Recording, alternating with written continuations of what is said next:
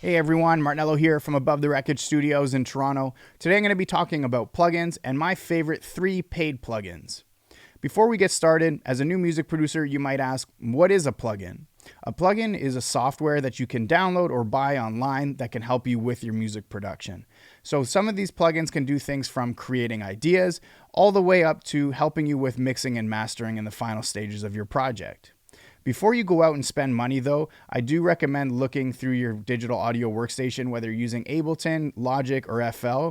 They all have stock plugins already, and it's enough for you to at least get started and at least experience what music production is. Once you decide that, this is something that you want to spend a lot of time on and that you're ready to invest in and that you're going to stick with, then I suggest buying some plugins. So today's video is not going to talk about how to necessarily use these plugins. We'll go over a few features, but it's basically a recommendation on the top 3 plugins that I think are beneficial if you're ready to spend some money. So let's head over to Ableton and look at some plugins. Okay, so here we are in Ableton. The first plugin I want to talk about is FabFilter Pro Q3. This is an industry standard EQ. Pretty much every music producer uses this. If they don't, they've at least heard of it. This is, again, industry standard, tons of great features with it. A lot of cool presets. If you click through, there's dynamic EQing. It's got a nice piano roll down here, so you can get really specific. Again, tons of features with this one. Industry standard. If you're going to buy anything, this is probably the first plugin that I would recommend. However, this is a little bit on the pricey end. I think if you're buying the Pro Q3 on its own, it's around $200 Canadian. There are bundles that you can get with FabFilter. They do offer a whole bunch of different plugins, so you might get it cheaper if you pair it with a bunch of other plugins.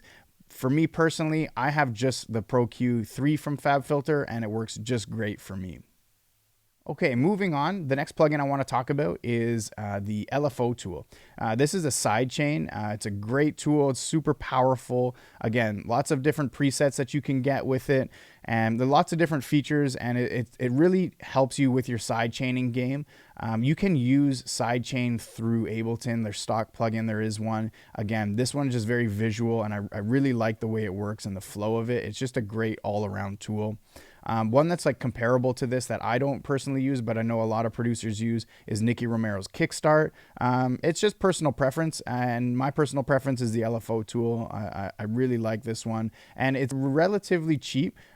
This one is about $50, and yeah, I think you get a lot of bang for your buck with the LFO Tool. Okay, so the third plugin that I recommend for new producers is Scalar.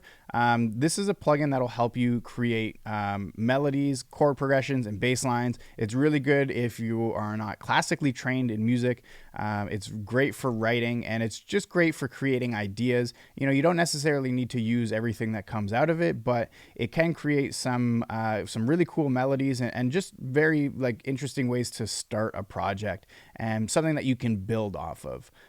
Again, there's tons of features on this, and maybe we'll make a video that goes through and kind of explains a little bit about them, but Scalar is a great plugin to have, and it's relatively cheap. I think I found it online for about $50. Again, it's a great bang for your buck, and great plugin to have in your arsenal.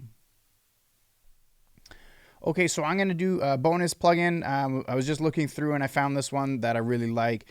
This was recommended to me by a friend. It's called Shaperbox. I would recommend this plugin for somebody who's an intermediate producer. If you're new, I would maybe wait and get into this one a little bit further on after you kind of learn some of the other plugins that we talked about. Shaperbox is really cool. It's great for sound design. It's great for idea creation. It's got a whole bunch of different things that you can see here. Again, we could probably make a whole video on just Shaperbox itself, but if you have the time and you have the money, I'd say go out and get this one. It's really cool. The cost of it is about $100 Canadian, which I think is reasonable for what it actually does. Yeah, I think this is an all-around great plugin that's good to have. One final hack that can save you a couple bucks at checkout. I've done this in the past where I find a plugin that I like. You sign up for the website with your email, put the plugin in your cart and then you don't buy it for a day or two.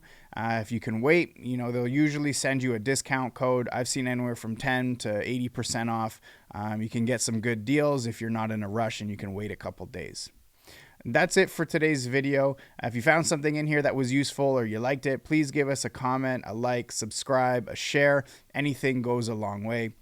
If there's anything that you want me to talk about in a future video, just let me know in the comments and I'll do my best to make it. Other than that, we'll catch you next time. That's it for me.